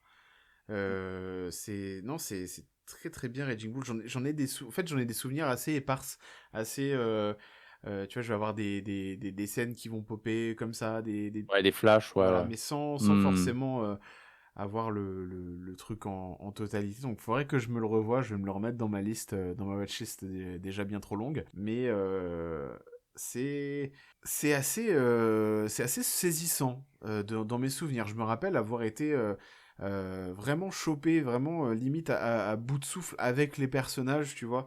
Donc c'est très très bien Raging Bull. C'est génial, hein. Vraiment, c'est un film qui a un goût de reviens-y, quoi. C'est-à-dire Clairement. que de temps en temps, tu as un peu envie de te le remettre. En fait, la manière dont c'est dépeint, dont on présente un gars qui gagne tous ses combats, mais qui perd, en fait, dès qu'il est en dehors du ring, le concept est génial. Moi, en fait, ça marche trop bien avec moi. Clairement. Vraiment, hein. Le mec est une machine sur le ring, mais c'est tellement un loser en dehors, par contre, vraiment, désolé, mais waouh. Et encore une fois, l'association Robert De Niro et Joe Pesci Scorsese. Ah oui, ah bah oui, non, mais oui, évidemment. fonctionne Évidemment. merveilleusement bien. C'est Ouais. incroyable. Pour encore une Ouais. fois rebondir sur tes acquisitions récentes, les affranchis, quoi. Oui, voilà, c'est ça. Oui, complètement, complètement. Bah d'ailleurs, t'as Franck Vincent hein, dedans. Ouais, aussi, ouais. Donc c'est pour ça, en vrai, c'est bien, quoi. Il y a du beau monde, hein. Il y a du beau monde. Cathy Moriarty, pareil, incroyable. Vous la connaissez peut-être. Si vous êtes vieux, vous l'avez vu dans Casper. wow. Si vous êtes moins vieux, vous l'avez peut-être pas vu. Parce que, ouais, c'est là, je sais pas si elle a pas peut-être 70 ans, 80 ans, quelque chose comme ça. Donc, ouais, peut-être que maintenant vous la 65 ans, connaissez. 65 ans, ok. Cathy Moriarty. Ok, autant pour moi. C'est vrai qu'elle fait plus grand-chose. Non, maintenant, Non. c'est un peu terminé, ouais. Ouais, bon. Mais elle est très très forte dans Oui, ce complètement. film-là. Sinon, elle a joué dans Un flic à la maternelle. Ah, Voilà. c'est mieux que Max Payne, hein, d'ailleurs. J'ai la ref. J'ai la ref. Putain, incroyable. Oh, Karim Debache, tu nous manques sur Internet. Oui. Ah, très très bien. Bah ouais, Raging Bull, encore une fois, 3 étoiles hein, pour toi. Enfin, 3 sur 3, je veux dire, pour tes films. Pour Ouais, non, mais l'instant, c'est un sans faute. Félicitations. C'est les biopics qui me font du bien, tu Ah vois. oui, clairement. Clairement, je vois totalement ce que tu veux dire. Et mon prochain film aussi me fait beaucoup de bien. C'est un film assez récent. Dans ce film, on va découvrir un gamin qui lui-même va découvrir qu'il est plus simple de se faire des films que de comprendre ses parents. Et il va utiliser ses traumas pour créer des chefs-d'œuvre parce que rien ne soigne mieux les traumas que le cinéma, ou alors c'est pour en créer, je sais plus, je confonds toujours. Mais en tout cas, on va parler de The Fabelmans.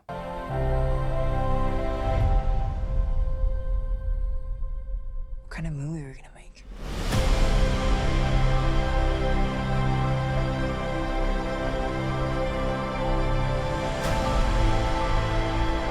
You dismiss what he does. It's playful or imaginative. You could afford to be a little encouraging. She should have been a concert piano player. What she got? Alors, The Fabelmans, pour celui-ci, encore une fois, je joue un petit peu avec la limite du biopic, parce que c'est un biopic romancé de l'histoire de son réalisateur, Steven Spielberg. Il ne raconte pas juste l'histoire de sa vocation, il démontre comment le cinéma l'a aidé à comprendre et à parfois fuir sa famille, et je trouve que ça apporte une vraie sincérité à ce biopic. On connaît tous Steven Spielberg, c'est pas nouveau, le monsieur sait y faire derrière la caméra, mais ici on a vraiment une mise en scène d'une précision chirurgicale. Chaque scène, qu'elle montre l'aspect du montage, cadrage, ou simplement le regard du jeune Samy montre comment naît un cinéaste. Et là, tu le vois réellement évoluer et apprendre, et c'est ça qui est très très beau. Et côté émotion, bah encore une fois, je chiale, hein, le film capte parfaitement ce moment flou entre l'idée et la création, le moment où tu découvres que ton talent peut aussi faire mal aux autres. C'est subtil, mais ça prend jamais trop de place, c'est jamais trop évident. Et du coup, bah quand tu le comprends, ça te frappe encore plus fort dans le foie et tu pleures. Niveau casting, Paul Dano est incroyable, hein, on le rappellera jamais assez. Gabriel Labelle qui joue du coup le personnage principal, qui d'ailleurs est excellent dans le film Saturday Night, que je vous recommande comme un autre biopic, mais sur lequel je ne vais pas m'étendre plus que ça. Est-ce que tu as vu Saturday Night, Levi? Ouais, d'ailleurs, quelle affiche incroyable Saturday Night, en fait. Trop bien. C'est vraiment les genres d'affiches que j'adore, hein, Ouais. vraiment caricatural comme c'est. Non, c'est trop bien. C'est trop bien. Très très cool. Ouais. Donc Gabriel Labelle extraordinaire, Michelle Williams, elle est super touchante, elle manie les émotions comme personne. En bref, c'est un biopic qui marque parce qu'il ne parle pas seulement de cinéma, mais aussi du prix à payer pour transformer sa vie en histoire.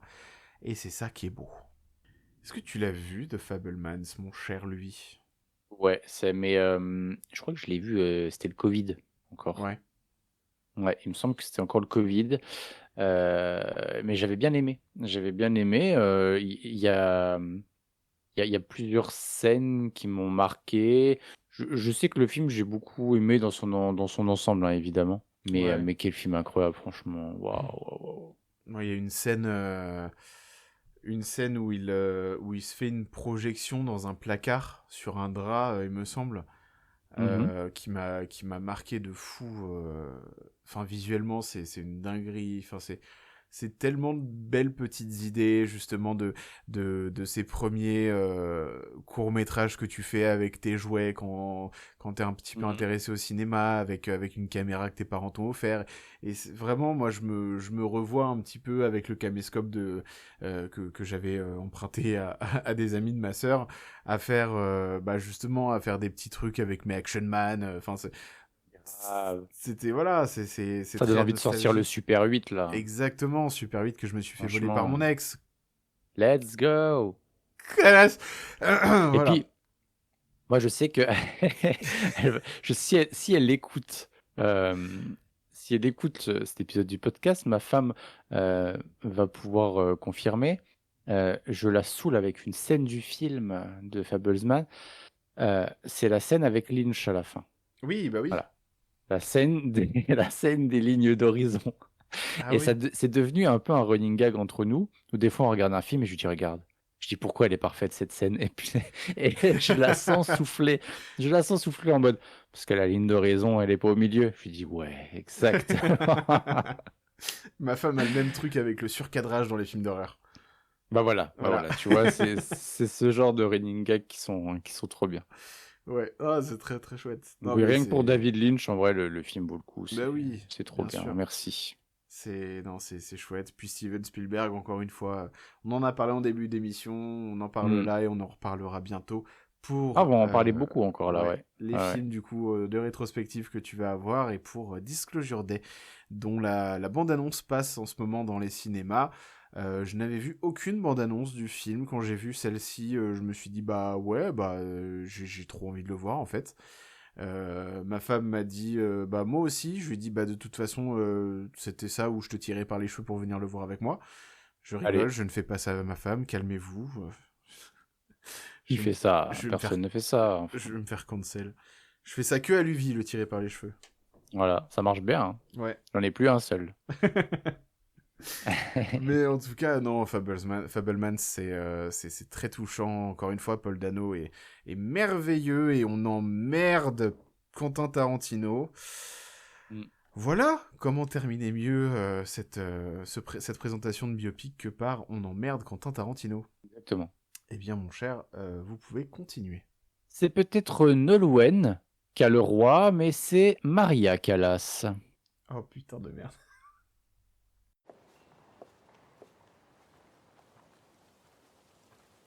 I'd like to walk with you through your life.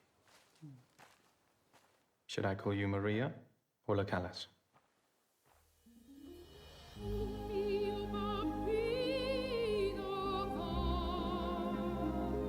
Tell me how it felt to be on stage.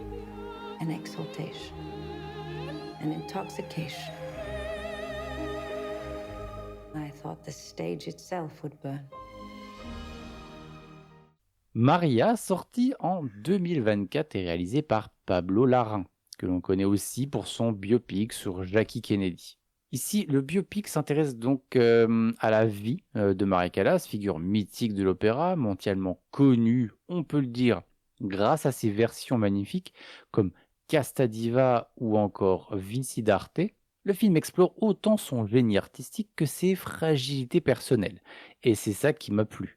Notamment son rapport à la célébrité, à l'amour, mais surtout à son obsession pour la perfection. Je l'ai déjà dit à maintes reprises, mais c'est pour moi ce qui en fait mon biopic préféré, c'est son honnêteté. À travers une mise en scène souvent élégante et introspective, l'œuvre met en lumière le contraste entre la diva adulée et la femme profondément seule et aliénée par ce désir de tout maîtriser. Et personnellement, c'est ce genre de biopic que j'adore. Ceux qui privilégient l'émotion et le portrait psychologique plutôt que les récits purement chronologiques, copier-coller de Wikipédia par exemple. Alors certes, c'est des biopics qui prennent le risque de s'éloigner un peu de la réalité et parfois frustrer ceux qui s'attendent à une vision plus factuelle de l'histoire. Personnellement, tant que le biopic est cohérent, qu'il ne tente pas de maquiller certains problèmes ou d'enlever la substance qui fait de la célébrité une célébrité, ça me va. Et c'est le cas ici. Maria est un biopic entier qui saura contenter les fans d'opéra, mais également ceux qui aiment quand les artistes ne sont pas parfaits. D'accord, Maria, sortie en 2024 avec Angelina Jolie dans le rôle principal. Oui. Je ne l'ai pas vu. Je ne l'ai pas vu parce que j'ai du mal avec Madame Angelina Jolie. Ouais, je peux comprendre. En vrai, je peux comprendre, surtout vu les derniers films, ouais, je peux comprendre. Je peux comprendre. Voilà. Bah, ouais, c'est un film qui j'ai très envie Par contre, de je voir. recommande, hein, vraiment, je Ouais. recommande, c'est vraiment bien. Le film m'a fait un peu rire, m'a un peu scotché. J'aime beaucoup ce film. J'aime vraiment beaucoup ce film. Il y a quelques petits détails qui m'avaient peut-être un peu refroidi au moment où je l'ai vu.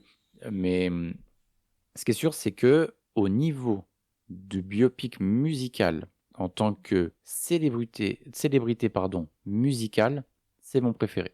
Ça, c'est sûr. Ok, d'accord. Même pas Amadeus. Voilà. Bah, en fait, le truc, c'est que.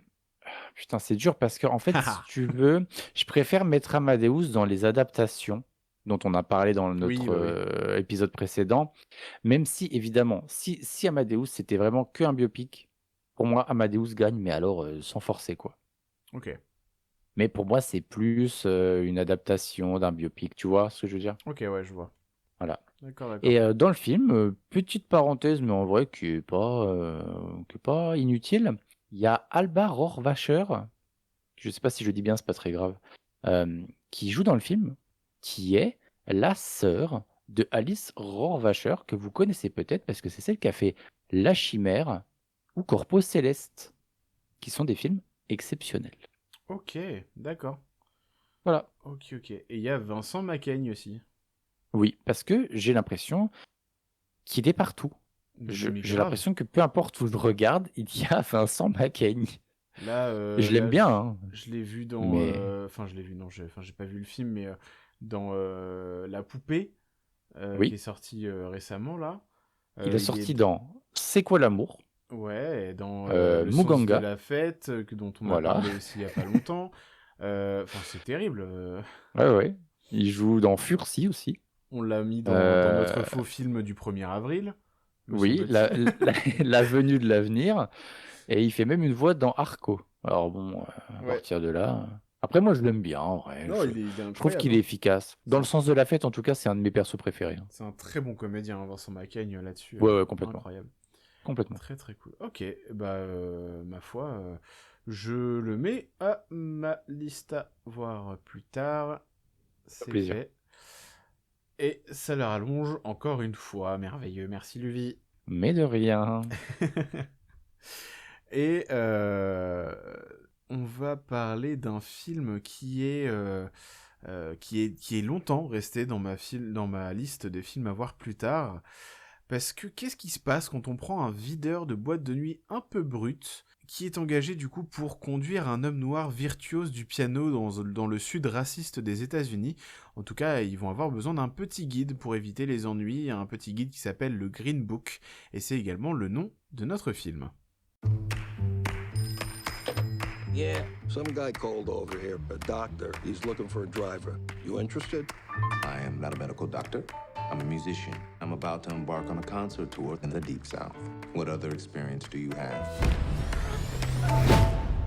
Public relations. Do you foresee any issues in working for a black man? You in the Deep South? The Green Book, c'est donc l'histoire d'un Italien américain qui est interprété par Viggo Mortensen, qui va devoir conduire oui, c'est ça, donc un virtuose du piano qui s'appelle Dr. Donald Shirley sur les routes du sud des États-Unis, donc le sud des États-Unis surtout à cette époque, en 1960, et assez raciste, hein, on va pas se mentir. Complètement, oui. Voilà. Et moi, ce qui m'a beaucoup marqué dans ce film, c'est vraiment l'inversion des valeurs par rapport aux clichés. C'est-à-dire que pour les racistes des années 60, les Noirs sont des personnes rustres, mal élevées, qui ont pas de manières, etc. Bah là, il est représenté donc par Mahershala Ali, dont on a parlé plusieurs fois, puisque c'est un comédien que Mimo aime beaucoup. Coucou Mimo, on te fait plein des bisous.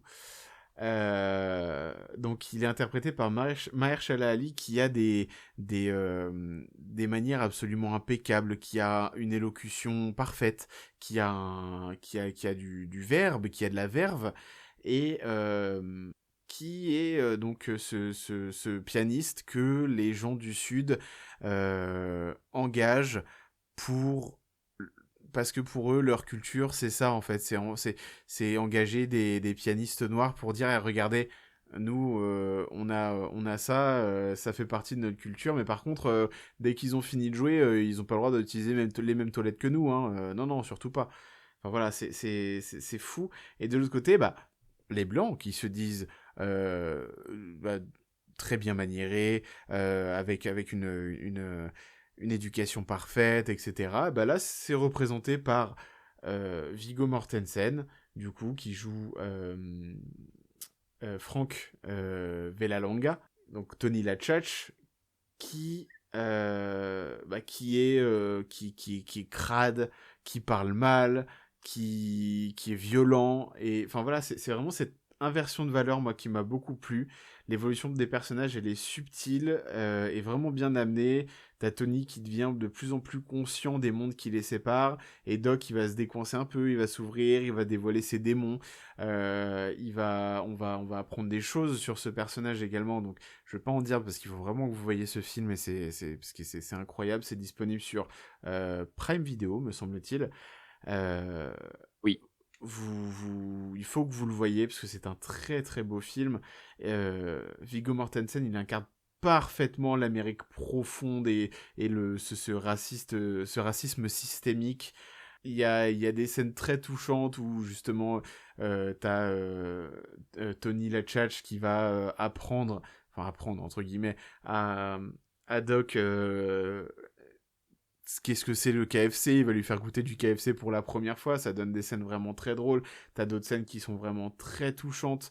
C'est une vraie histoire d'amitié, une vraie amitié qui se crée malgré les différences et les préjugés qu'il y avait à l'époque. On ressent chaque sentiment passé dans les moments musicaux où joue du coup Mahershala Ali, parce que quand il a quelque chose qui le contrarie, tu sens dans son jeu au piano qu'il est beaucoup plus énervé, qu'il est beaucoup plus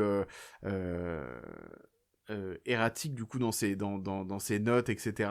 Alors que quand il est calme, vraiment sa musique elle est douce, c'est d'une beauté incroyable. Moi, il y a un truc qui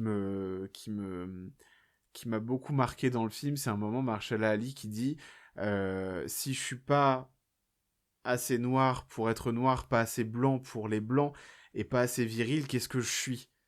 Et c'est vraiment tout ça que raconte le film. C'est vraiment une un film incroyable. J'ai entendu parler du fait que le frère de Doc, donc de Don Shirley, avait apparemment demandé à boycotter le film parce que ça ne représentait pas apparemment réellement son frère.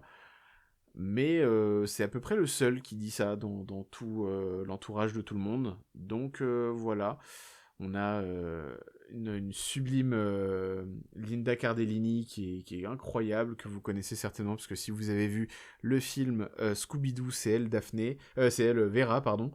Si vous avez vu les films Avengers, elle joue la femme de Hawkeye, enfin bref, elle est incroyable cette comédienne. Et voilà, c'est un beau road trip, une belle leçon de vie sur apprendre à connaître les gens avant de les juger, quoi. C'est génial. Ouais, perso, j'ai adoré le film en vrai, et c'est important de le remettre dans un contexte, du coup. C'est celui de la ségrégation dans les années 60. Donc, juste pour resituer un petit peu le film et pourquoi les pianistes sont conduits comme ça et pourquoi ils vont pas juste à un endroit, c'est parce que, comme tu disais tout à l'heure, effectivement, donc ils jouent quelque part, sauf que, il y a des endroits où ils ne peuvent pas résider. Et donc, le Green Book, c'est quoi le Green Book? Alors, le nom en entier, je le dirai pas. Vous irez regarder le vrai nom du bouquin. Oui, parce qu'il Mais y le a Green Book, le N-word dedans. exactement.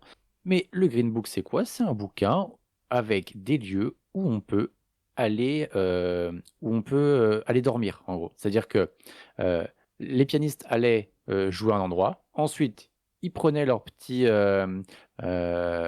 guide Michelin et ils regardaient, tac, tac, tac, quel endroit où j'ai le droit d'aller. C'est juste pour vous situer à peu près la gravité de la chose. Voilà. C'est-à-dire que c'est comme si demain, on vous disait, vous pouvez aller au ciné. Par contre, pour dormir sur place, vous êtes blanc, non? Regardez dans le bouquin où vous avez le droit d'aller, parce que là, nous déjà c'est mort, et mon voisin c'est mort, et en face c'est mort. Voilà. Ouais. C'est juste pour bien remettre ça en perspective, quoi. C'est vrai que j'ai oublié d'en parler, parce que moi vraiment, ce qui me marque surtout, c'est au-delà de ça, c'est vraiment comment ils vont ensemble. Relation. Voilà, c'est ça, c'est vraiment la relation est relation super entre les touchante, deux. Une des dernières scènes où du coup t'as Tony qui doit prendre une décision pour Doc, et je trouve ça très beau. Enfin, c'est voilà, ça m'a beaucoup plu. Je l'ai revu du coup cette semaine pour l'occasion, et encore une fois, j'étais scotché devant le film. Le film est génial, hein. Voilà, c'est vraiment Ouais. incroyable. Regardez-le, il est encore une fois sur Prime Video. C'est très très bien. C'est produit donc en producteur délégué. Il y a Octavia Spencer, dont on a parlé du coup il y a pas longtemps. Voilà, c'est produit par Amblin aussi, qui est la société de production de monsieur Steven Spielberg. Tout se recoupe, hein, finalement. Et c'est fou de se dire qu'à la base, le réal fait des films marrants, en fait. Oui, puisque c'est Peter Farrelly, c'est celui qui a fait Dumb and Dumber. Ouais, Marie à tout prix, Fou d'Irène, incroyable. Enfin, je veux dire, L'amour extra large avec Jack Black. ouais, c'est pour ça. Et là, bam, Green Book. Voilà. Alors, vous avez bien rigolé, maintenant on va pleurer. C'est ça. Putain, non, incroyable. C'est trop Bravo à bien, lui. c'est très très bien. Bravo à le lui. Green Book, regardez-le et vous nous direz en commentaire ce que vous avez pensé du film. En tout cas, nous, il nous plaît beaucoup, il nous plaît vraiment énormément.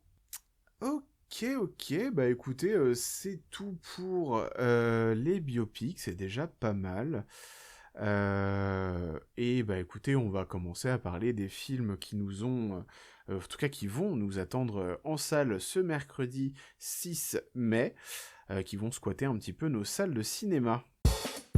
Mais dis donc, on est quand même pas venu pour beurrer des sandwichs. Alors, j'ai pas fait mes devoirs, j'avoue, je suis nul, mais je crois qu'il n'y a pas grand-chose, si ce n'est de la merde cette semaine. Je confirme. Alors, en vrai, je vais même je vous dévoile un peu les backstage, là. Je suis en direct en train de regarder les séances de mercredi, là. Voilà, Je sais donc pas je si regarde. elles sont sorties, moi, de mon côté. Alors, moi, oui. Elles sont sorties. J'en ai une, c'est Mortal Voilà. Kombat 2. Alors, attendez, parce que ça va être très beau ce qui va se passer. Parce que moi aussi, j'ai Mortal Kombat 2. Donc déjà, alors le 1, c'était encore avec Karl Urban? Non, le premier, il n'y a pas Karl Urban.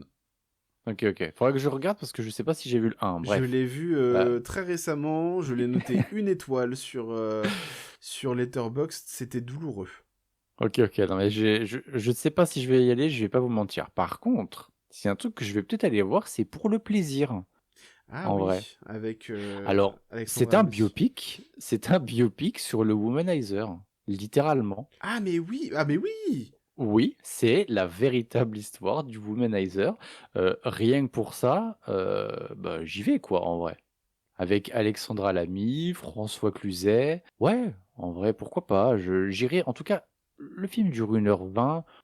Je pense que c'est tankable, quoi, tu vois. Oui, clairement, je pense que oui. Bah tiens, je me le ferai aussi celui-là. Comme ça, on aura de quoi parler la semaine prochaine parce que sinon, ça va être terrible. Ouais. Et je vais aussi Ah, aller voir C'est quoi l'amour, je pense. Avec Vincent Macaigne, on en parlait. tiens donc. Je sais Ouais. pas Et s'il va Mélanie être Thierry. disponible. Je sais pas s'il va être disponible chez moi celui-ci. Il y en avait un autre moi qui me chauffait pas mal.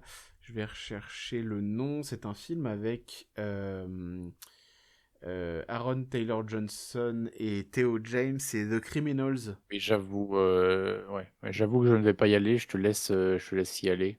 Ouais, je sais Le pas. film me motive zéro. Ouais, bah moi non plus, honnêtement, il me motive pas des masses. Parce que. Mais en fait, je vais aller le voir parce que, honnêtement, il n'y a pas grand-chose d'autre à voir, quoi. Entre Je suis d'accord, hein. Totalement Mortal Kombat d'accord. 2 et ça, Ah non, mais c'est terrible, hein. Franchement, on va être un je peu crois plus. on a un peu plus de chance les semaines d'après. Oui, parce que Mais le 12 mai, il y a là, la Vénus électrique. J'ai exactement. tellement hâte de voir la Vénus Pareil. électrique. Oh là là. Pareil, j'avoue que j'ai un peu hâte. J'ai vu la bande-annonce, elle m'a conquis. Mais il y a aussi Cosmos. Moi, j'avoue, Cosmos, je fonce à 100%. Cosmos. Ah oui, d'accord, Je, ok. voilà, Je je vois. vous laisse regarder la bande-annonce de Cosmos et oser me dire que ça ne donne pas envie. Oh bah ça va être un truc où on va chialer bien comme il Ouais, faut, je ouais. pense. Sinon, le 7 mai, donc demain, du coup, pour quand vous écoutez cette émission, je vais voir le concert de Billie Eilish en 3D, filmé par James Cameron. Mais c'est vrai qu'il y a ça. Et ouais. C'est vrai, c'est vrai, c'est vrai, c'est vrai. Ok, ok, ok. Ça me chauffe pas mal parce que James Cameron, c'est pas le dernier des manches en ce qui concerne la 3D. Et le film est de James Cameron et Billie Eilish, donc je me dis que ça peut être vraiment pas mal. J'aime bien la musique de Pourquoi Billie pas? Eilish, ça me dérange pas, donc let's go, tu vois, ça va être chouette. Non, je pense qu'on va être ouais, vraiment beaucoup plus servi la semaine prochaine. Oui, totalement, totalement, totalement. J'irais peut-être voir The New West aussi, ça avait l'air pas trop mal aussi. Je n'en ai même pas entendu parler. C'est le premier film de Kate Beecroft. Parle donc d'une femme qui gère un ranch de chevaux et qui va accueillir des jeunes rebelles. Qui va Ok, leur transmettre l'amour des chevaux. Écoute, en vrai, pourquoi pas? d'accord, d'accord. Pourquoi pas? Bon, Donc, je, ouais, je viens de regarder la semaine d'après, on n'a pas grand-chose à manger non plus, hein. je me réserve la surprise. Ah ouais, bah ouais, réserve-toi la surprise, moi La je l'ai deuxième là semaine sous les de yeux. mai, du coup? Ouais, à partir du 13 mai, ouais, Bah, c'est... la Vénus électrique, du coup, bon, bah voilà, on ira, c'est sûr. Ça c'est sûr, mais après il sort le 12 mai pour ceux qui auront la chance de le voir, puisqu'il va être diffusé juste après la cérémonie d'ouverture du Festival de Cannes. Oui, c'est ça. En fait, c'est une séance un peu unique, on va Voilà. dire.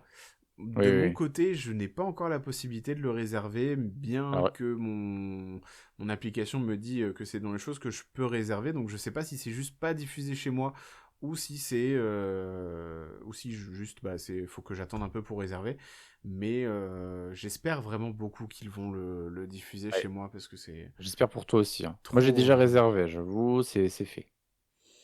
C'est fait, c'est trop mardi à envie. 19h. Et puis, bah, pour la suite, on vous en parlera la semaine prochaine, parce que moi, il y a des trucs que je veux voir le 13, en tout cas, c'est sûr. Ah oui, moi Il y a... Ah ouais, ouais, il il y y a en a, deux, trois trucs là. allez, il y en a deux que j'ai envie de voir la semaine d'après. Il y a Obsession déjà. Il y a Obsession et Histoire parallèle pour moi. Et Junk World. Ah, Et Junk World. Je l'ai pas vu passer, ça. Incroyable. Non, mais ça, c'est film de stop motion de Takahide Ori. C'est ça, d'accord. Ah oui, mais c'est incroyable. Ok. Ça, il faut aller voir. Bon, bah, C'est aucune chance que ce absolument soit génial. diffusé chez moi, ça. C'est vrai, tu penses? Ah, aucune, vraiment. Ok, parce que moi, c'est sûr, ça y sera. Eh bah, t'as bien de la chance. C'est sûr, ça y sera. Très, Donc, très bon, on verra bien d'ici là. Écoute. Ouais, de toute façon, on vous en reparlera la semaine Exactement. prochaine, des films du coup qui sortiront le 13, mais en tout cas cette semaine, donc le 6. Pas grand chose dans nos petites salles. J'ai des avant-premières, j'ai des choses comme du coup le concert de Billie Eilish. Je vais évidemment me sacrifier pour vous et aller voir Mortal Kombat 2. J'emmènerai ma meilleure amie qui est dans ce bourbier d'ailleurs. Merci. Mais non, pas envie. Eh bien, pour ma part, ce qui est sûr, en dehors des sorties de la semaine, jeudi, je vais voir Pluie Noire, donc Black Rain, pour ceux qui connaissent Shohei Imamura. Donc c'est celui qui a fait La Vengeance est à moi, qui est d'ailleurs un des films préférés de Robert Pattinson. Et donc j'ai plutôt hâte d'aller le voir, j'avoue que ça me chauffe vraiment, vraiment beaucoup. Et puisqu'on parlait tout à l'heure de la rétrospective Spielberg, dimanche, je vais voir E.T. Oh, trop bien. Voilà. Très très chouette. Voilà. E.T., pareil, grosse chialade ce film. Au ciné, ouais. Ah, j'ai hâte que tu revoies la liste de Schindler, ça va être très bien aussi. Alors, je ne crois pas qu'il y soit. Par contre, je ne vais pas vous spoiler ce qu'il y aura dans cette rétrospective. On en parlera à chaque fois, à chaque nouvel épisode. Impeccable, super. Ok, est-ce que tu as quelque chose à rajouter? Absolument pas, je réfléchis, mais non. Si ce n'est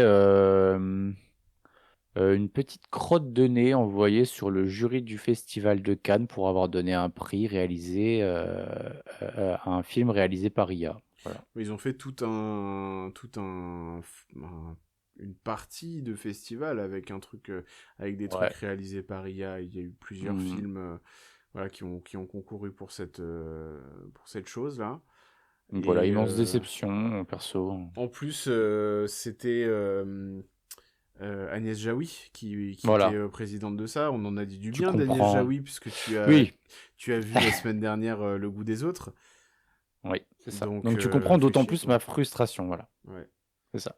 Et à contrario, on a les Oscars qui ont dit, alors on ne sait pas évidemment à quel point ça va être sévère, mais qui ont dit qu'ils disqualifieraient le moindre film fait par IA.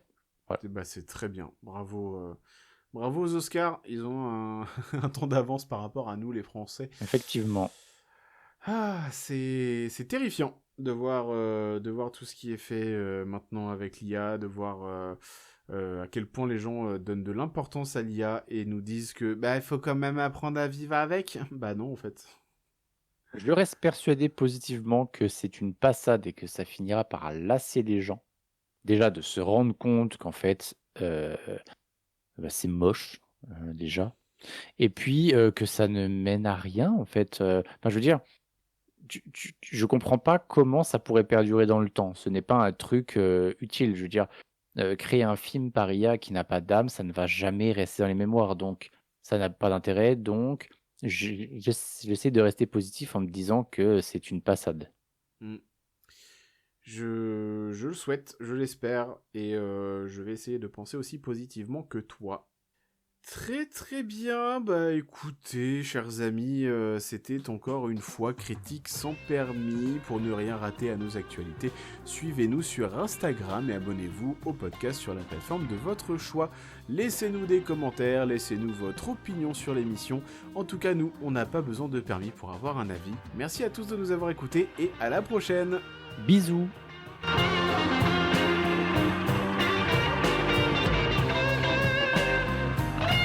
Là, je n'en peux plus. Je suis en bout du rouleau. J'ai envie de rentrer, me foutre ma savate et terminer mon soir.